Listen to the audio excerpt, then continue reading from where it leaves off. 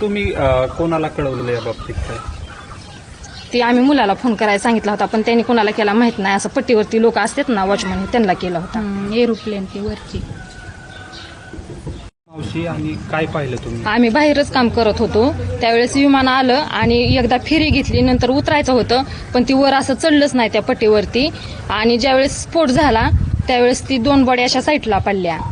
तर त्या एक बॉडी अशी पूर्ण ही झाली होती आणि एका बॉडीचा तर चेहरा दिसत नव्हता, पूर्ण असं शरीर फुगलं होतं. तुम्ही हा अपघात पाहिला का डोळ्यांनी? हा, डोळ्यांनी पाहिलं. आम्ही घराच्या पाठीमागच काम चाललं होतं आमचं. नेमकं काय घडलं त्यावेळी? त्यावेळेस विमान गावाकडूनच येत होतं, असं खूप अंतरावर खाली होतं, वरती नव्हतंच ती. त्यांनी उतरायचा प्रयत्न केला, पण ती दुसऱ्या फेरीला उतरायला गेल्यानंतर ती असं जागेवरच हे झालं, तिथं वरपट्टीवरती चढूच शकलं नाही.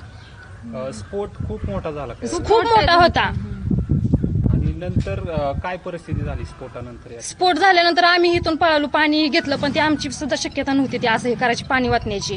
आम्ही खूप घाबरलेलो. त्यावेळेस दोन्ही साईडला 2 बॉड्या पडल्या होत्या आणि ती पूर्ण एक बॉडी ना, चेहरा तर काही दिसत नव्हता, पण पूर्ण पारशुपत माणूस आणि असं पूर्ण फुगलेली बॉडी होती. 2 बॉड्या साईडला पडल्या, बाकीच्या बॉड्या पूर्ण आत होत्या आणि खूप मोठा जाळ होता तिथं. आम्ही लय घाबरलेलो.